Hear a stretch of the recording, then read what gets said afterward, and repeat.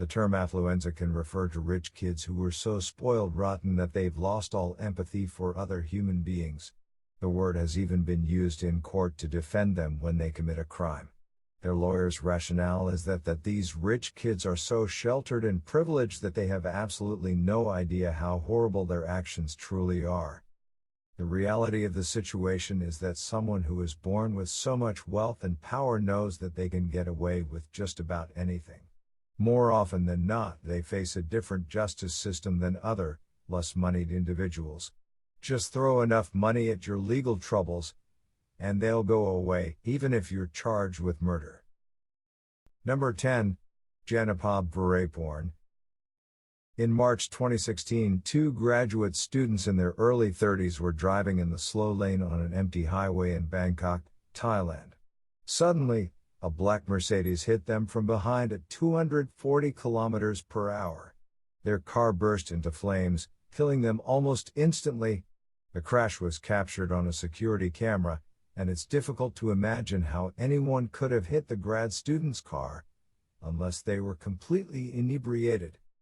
The owner of the Mercedes was Janna Pawar, the 37-year-old son of a wealthy businessman who sells luxury vehicles.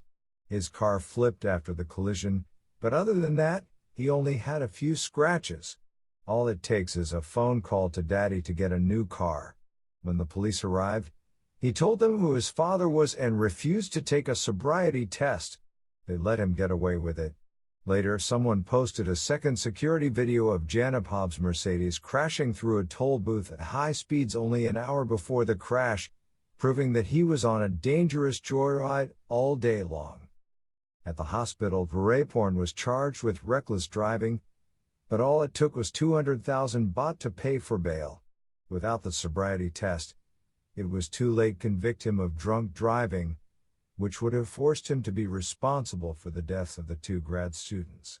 Social media in Thailand exploded with angry citizens saying that Pawar used his wealth and social status to get away with murder. A public relations employee for the National Police publicly denied that Pawar had an unfair advantage, saying that justice will be served. However, as of 2 years later, Pawar has yet to face any jail time for his crime. Number 9. Robert H. Richards 4. The Dupont are a massively wealthy family in Delaware who are practically American royalty. They made their fortune from chemicals, and every generation is so rich that they never have to work a day in their life. Robert H. Richards IV was one of the heirs to the fortune. In 2009, he was arrested for raping his 3-year-old daughter and sexually abusing his son.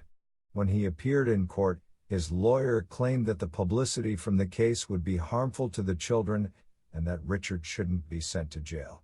He claimed that since Richards was so soft from his pampered lifestyle, he wouldn't survive the rough environment of prison.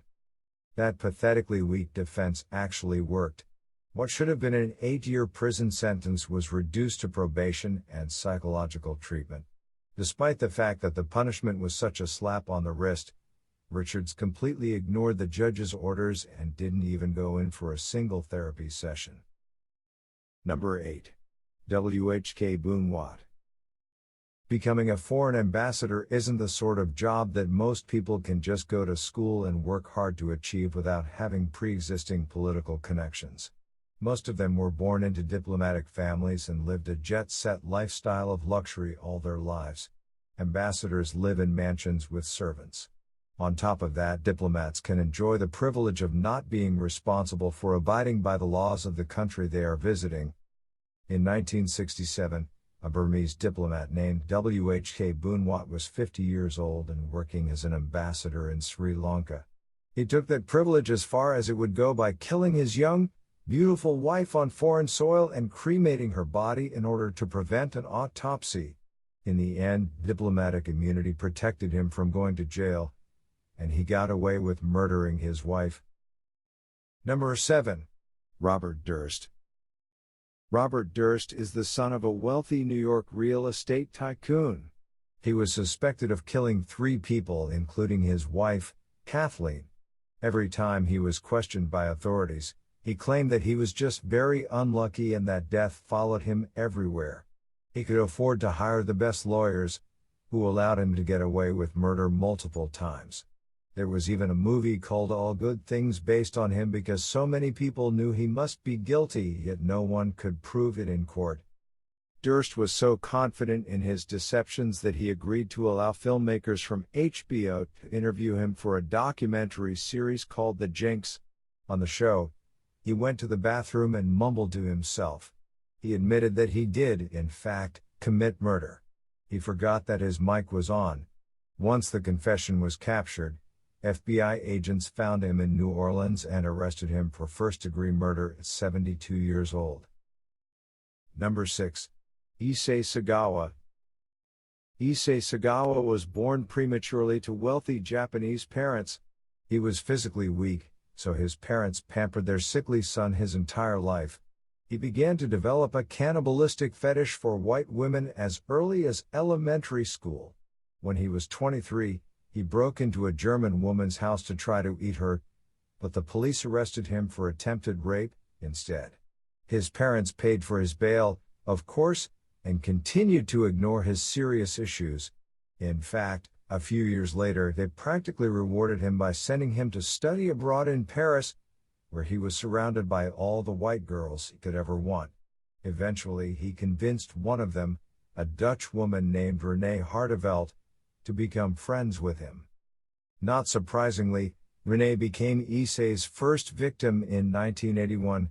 He shot her in the back of the head and then carved up her body and ate her flesh over the course of several days. Sagawa had no problem admitting to the French police exactly what he did. He told them very matter-of-factly that he wanted to eat a woman. A psychologist in France claimed that he was insane and unfit to stand trial. Sagawa was deported to Japan. Authorities attempted to try him for murder in Japanese court, but French officials refused to hand over any documents about the case. He got away with murder and cannibalism. Issei Sagawa had no issues divulging every excruciating detail during an interview with Vice. He didn't offer any apologies for Renee's family and didn't seem to regret his actions at all. The only thing he regrets is that it made his life more difficult, saying, "You can't imagine how difficult it is to live under surveillance from society." He even asked Vice to advertise for him to find a Japanese woman who was willing to let him eat her. Issei Sagawa now makes a living off of the many books he has written about his fetish, as well as his parents' support. Number 5. Leopold and Loeb. Richard Loeb and Nathan Leopold Jr. were two rich teenage students who were so smart that they were attending college early. They clearly thought a lot of themselves and very little of other human beings because they murdered a 14-year-old boy named Robert Franks. The motive?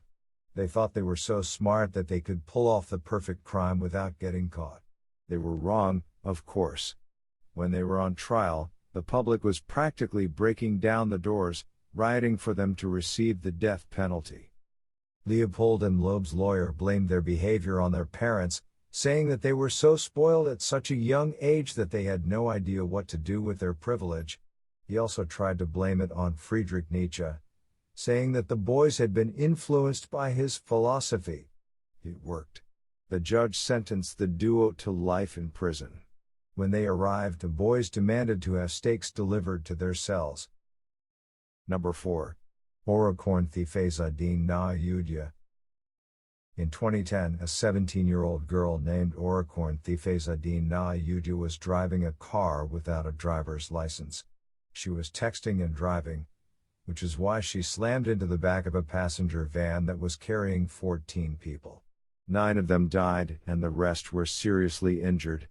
Orakorn didn't seem to care that the bodies of her victims were lying on the street. She casually plopped her designer purse on the ground and pulled out her cell phone to continue texting next to the wrecked vehicles. Someone snapped a photo and it became an icon of the growing epidemic of sociopathic rich kids living in Bangkok. Orakorn was originally only going to get a 3-year prison sentence for reckless driving without a license, but her lawyers were so good at their jobs that they somehow managed to reduce it down to probation and community service, simply because she was very cooperative. They didn't put a time limit on her community service, So she took her time. It took her a ridiculous 6 years to complete just 138 hours of community service. Even so, she reportedly complained about her work in the emergency ward of a hospital. The families of the victims have attempted to sue her, but her family's lawyers have kept them at bay. Number 3. Peter Brant Jr. When your parents are a billionaire businessman and a supermodel, it must be easy to think you're above the rules. However, not all that glitters is gold for Peter Brant Jr. The Brants don't exactly seem to have a warm and loving family life. In 2011, Peter got into an argument with his mom because he was upset that she bailed on their plans to spend time together. How did she respond to his cries for love? By calling the cops on him. The officers reportedly said he was actually being very civil during the fight. At the JFK airport in March 2016, Peter Brant Jr. decided to get completely wasted. A security guard approached him for being too drunk, and instead of apologizing for his behavior, he decided to punch the guard in the face. He was arrested, but with his status, that doesn't mean he's spending any time in jail for assault. Just a couple of days later, he posted on Instagram with his friend about traveling again. Number 2. Viruthuvidya. Viruthuvidya is the heir to a massive fortune amassed by his father, who owns the energy drink company Red Bull. At an estimated $12.5 billion, they are the fourth wealthiest family in all of Thailand. In 2012, Uvidya was speeding in his Ferrari when he ran over a police officer who was on a motorcycle.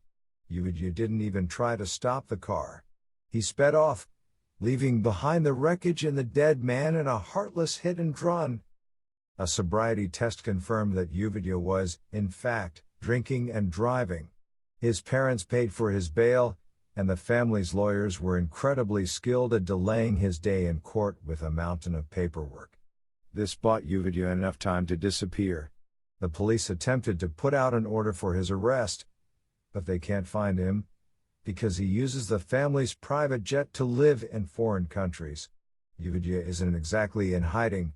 He flaunts his luxurious lifestyle living in London, yet he has never been arrested. Number 1. Ethan Couch. At just 16 years old, Ethan Couch's parents left him to live alone in their mansion. With plenty of money and absolute freedom, he threw parties in the house on a regular basis. One night in 2014, he was drunk driving and killed 4 people. Couch's lawyer claimed that he was suffering from affluenza. He was so pampered that he couldn't even comprehend the consequences of his actions. If anything, he was a victim of his parents' neglect. The judge ate it up and Ethan Couch didn't go to jail. He was sentenced to 10 years of probation and ordered to go to rehab. The lack of any real punishment sparked a public outcry against white privilege. Despite the fact that he got off so easy, Couch violated his probation. He dyed his hair black, grew a beard, and tried to run away to live in Mexico to avoid jail time. So, at 19 years old, he was finally sent to prison.